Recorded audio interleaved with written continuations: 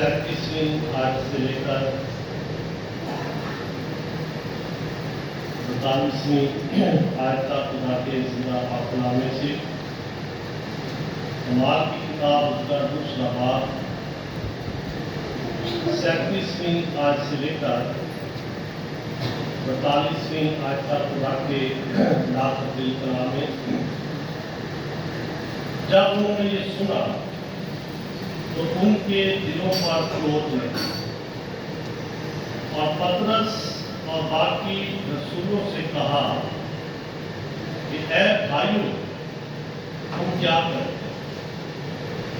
पतरस ने उनसे कहा कि तौबा करो और उनमें से हर एक अपने गुनाहों की मुआफी के लिए यीशु मसीह के नाम पर बपतिस्मा लो, तो तुम बहुत इनाम में पाओगे।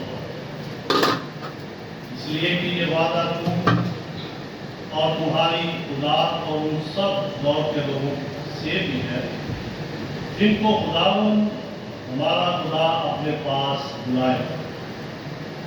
और उसने और बहुत सी बातें जताकर उन्हें ये नसीहत की कि अपने आप को इस तेरी कौम से बचाओ। बस जिन लोगों ने उसका कलाम कबूल किया उन्होंने बपतिस्मा लिया और उसी रोज 3000 आदमियों के करीब उनमें मिल गए और ये रसूलों से तालीम पाने और फातक रखने में और रोटी तोड़ने और दुआ करने में मशगूल है। पाक नाम के पढ़े जाने पे खुदा की खास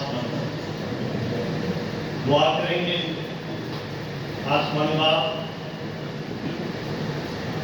हम नहायत की दिल की गहराइयों से तेरा शुक्र अदा करते हैं तेरे जिंदा मुकद्दस पाक कलाम के लिए जो हमारी राह के लिए रोशनी और कदमों के लिए चिराग है। और खुदावंद इस कलाम की रोशनी में हम अपने आप को परखते, अपने आप को जांचते हैं और तेरा जिंदगी बख्श कलाम हमारी रहनुमाई करता है। तेरा खादिम भी तेरी हुजूरी में है तो मेरी तमाम तर कमजोरियों का चारा कर अपने पाक रूह के वसीला से पाक कलाम को बयान करने में बड़ी मदद कर। लोग कलाम की बातों को सीखें, अमल करें। तेरे बेटे हमारे खुदावंद यीशु मसीह के नाम से आमीन। कमाल की किताब का जब हम दूसरा बात पढ़ते हैं तो कमाल की किताब के दूसरे बात की पहली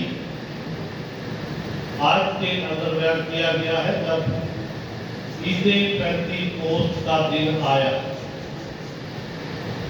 तो वो एक जगह पर जमा। पेंतीकोस्त है क्या? आज पूरी दुनिया के अंदर ईद पेंतीकोस्त को मनाया जा रहा है। जब किसी से पूछा जाता है कि पेंतीकोस्त है क्या, और कम लोगों को पता है कि पेंतीकोस्त है क्या। ये यूनानी जुबान का लफ्ज है, इसका मतलब है 50 वर्ष।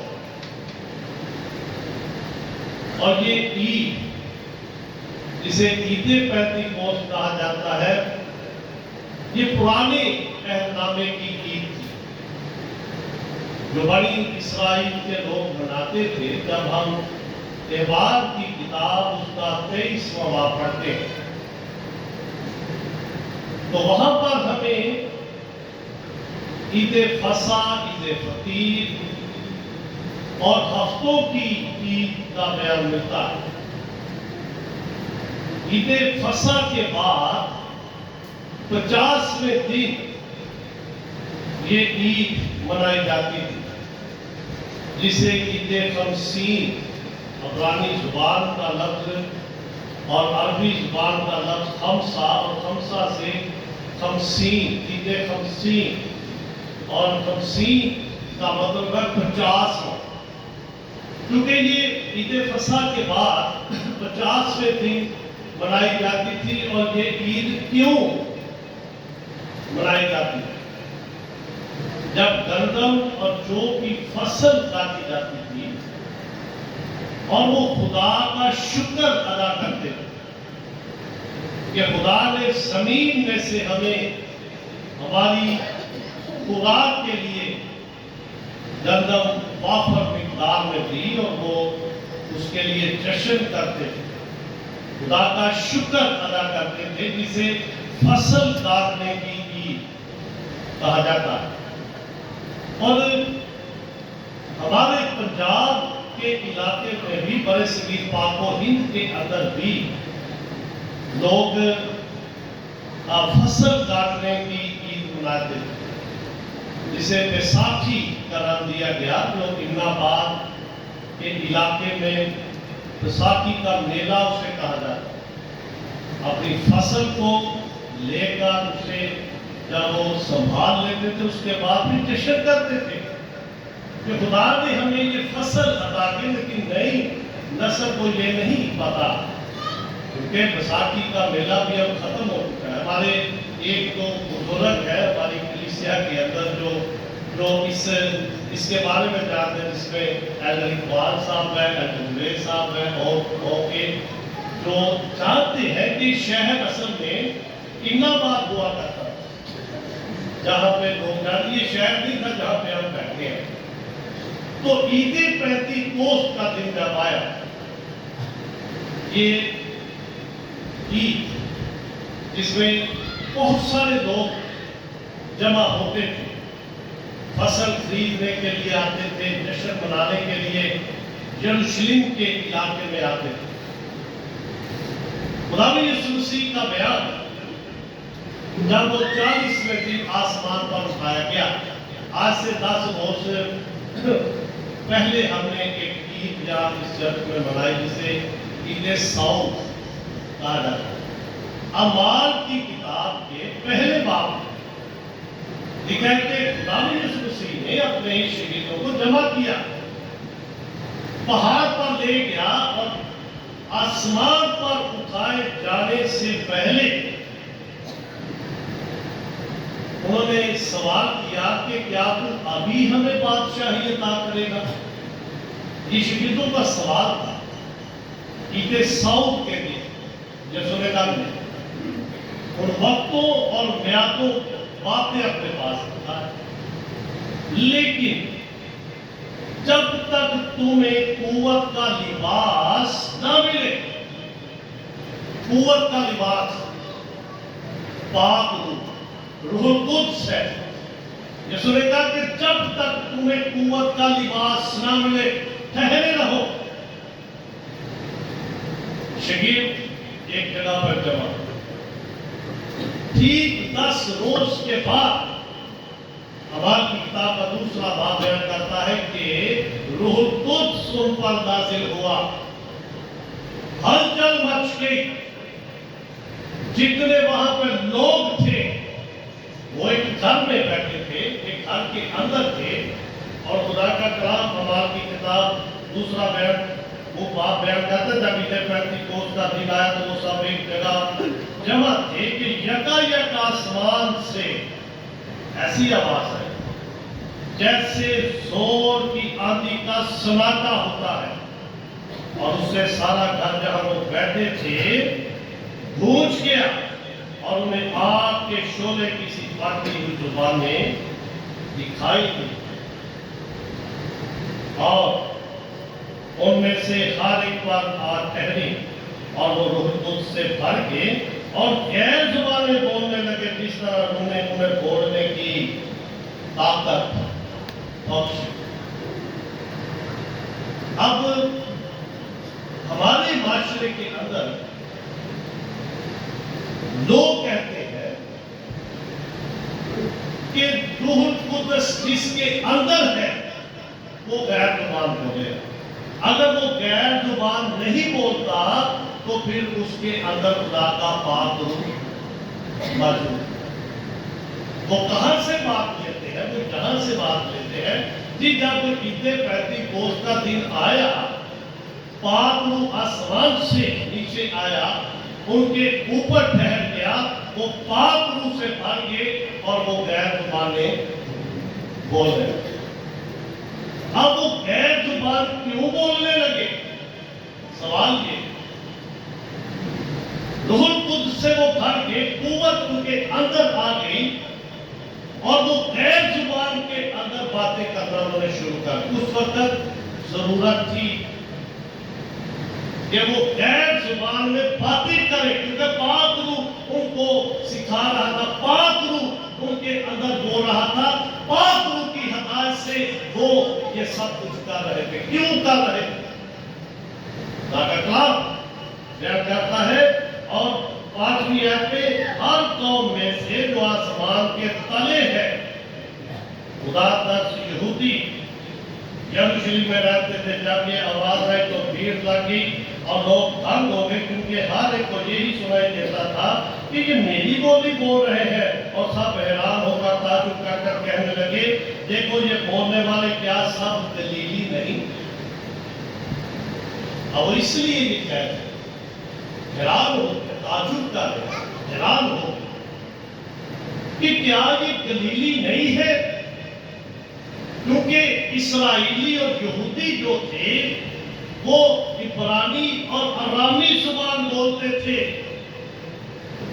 اور جب پاک روح قوت کا لباس انہیں ملا اور پاک روح سے وہ بھر گئے، اور پاک روح کی اس وقت ضرورت تھی کہ وہ غیر زبان کے اندر بات کرے.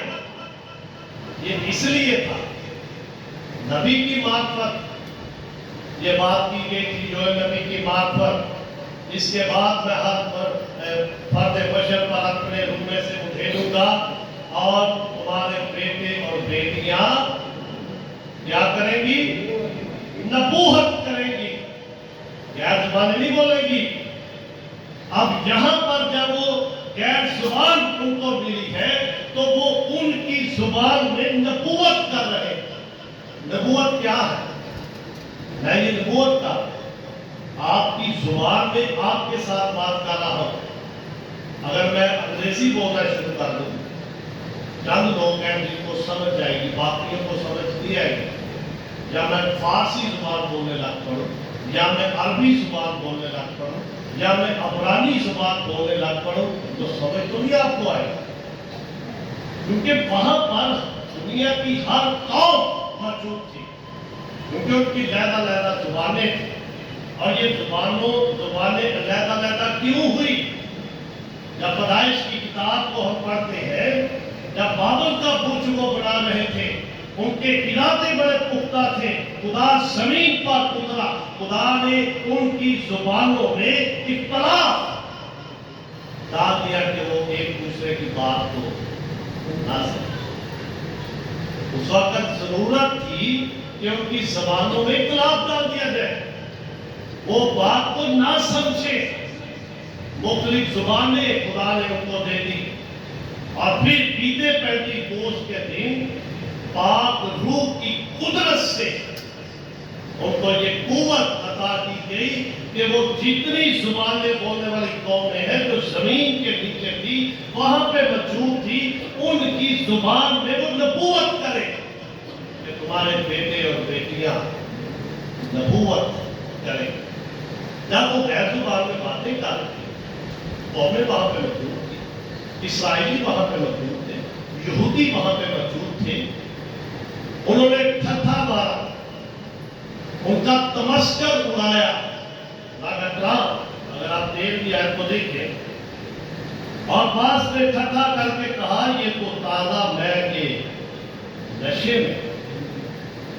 انہوں نے تازہ مے کی نشے میں ہے، یہ مدہوش ہو چکے ہیں. اور خدا کا کلام کہتا ہے لیکن پطرس ان 11 کے ساتھ کھڑا ہوا اور اپنی آواز بلند کر کے لوگوں سے کہا، اے یہودیوں، اے یروشلم کے سب رہنے والوں، یہ جان لو اور کان لگا کر میری باتیں سنو۔ یسوع نے کیا حکم دیا؟ یروشلم یہودیہ، پھر سامریہ، پھر دنیا کی انتہا تک تو میرے گواہ۔